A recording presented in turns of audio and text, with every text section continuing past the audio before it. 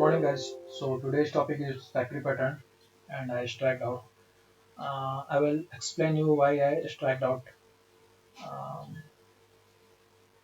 Before going through these videos, I will highly recommend you please go through my part one videos so that you could easily relate with why I always say design thinking, not a design pattern.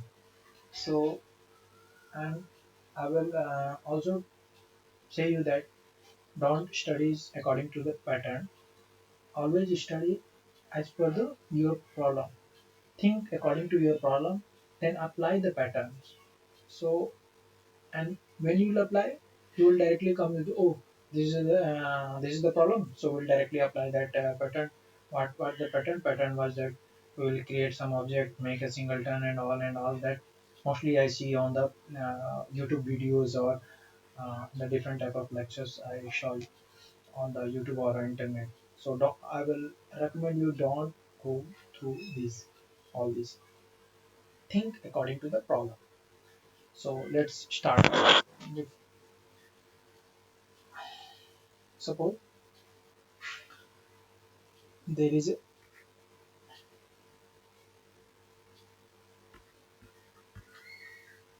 Burger King which comes to your organization and say we are going to open a burger store. I'm using BS as a burger store. We are going to open a burger store which will deliver two products, veg and chicken burger. Okay, so this is the first step. Now program manager comes to you. You are as a programmer.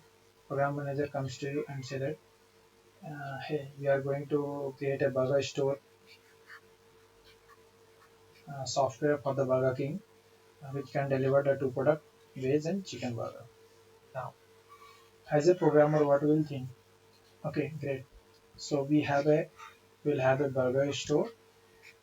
Burger store will deliver veg and chicken burger. Chicken burger. It means there will be the two instance. Means there will be the two new means you are going to create an object. Great. Now page have some their own making process and some packing, some other process, hypothetically let cutting process. Chicken have some making process, packing process, and cutting process. So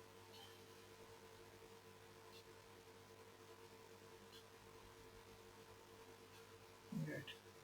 Now start thinking according to your class. Now,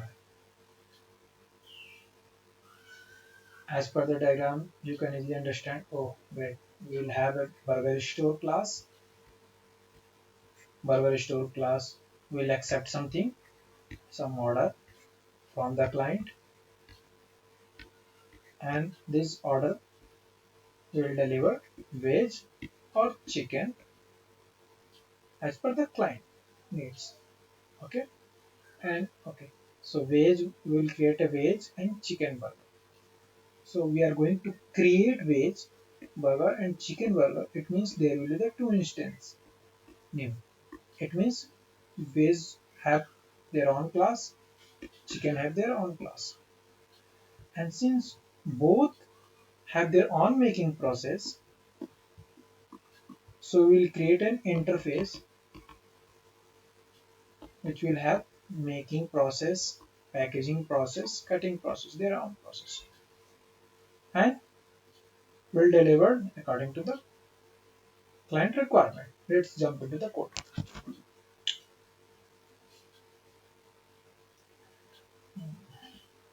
Guys, please go through my first part 1 videos before coming to these videos. So here we have created an iBurger interface which have three methods: making process, cutting process, and packing process.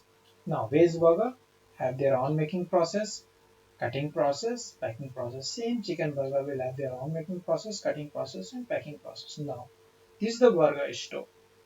Burger store will going to take the order from the client and deliver the required object. Required object means base object or the chicken object. Now it means that we will have an order burger method which will accept some type of burger that client wants, and according to that we will deliver that object only. So you can see that I'm creating new instance, but that is returning of iBurger interface type. Same with the chicken. And if you can see that chicken burger are implementing iBurger interface. So we are decoupling here our instance creations. Great. And now at the client ordering system, we are taking the order as a veg burger. We are inputting some here veg, type veg, and creating instance of the veg burger store. And now we are getting a veg burger uh, object, and then we start the making process, cutting and packaging process. Good. Now let's do the debugging. Great. Now we have ordered veg burger, so we are returning veg burger type. Now you can see here. If I am calling making packing, then you can see that I am in the veg burger class. Great. Let me go through the output also. We are accepting the veg type from the client at the burger store and started making veg burger, then cutting and then packing and then delivery. Great. Now someone asks, oh, I need chicken burger, then we'll accept the chicken type and deliver chicken burger type object. Let me go through. Yes. Now we are accepting the chicken burger type. You can see here. This is the returning as a chicken burger type. Okay.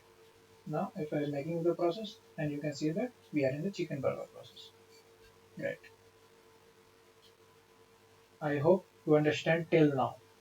But there is some problem in this creation process. I will explain you in the next video.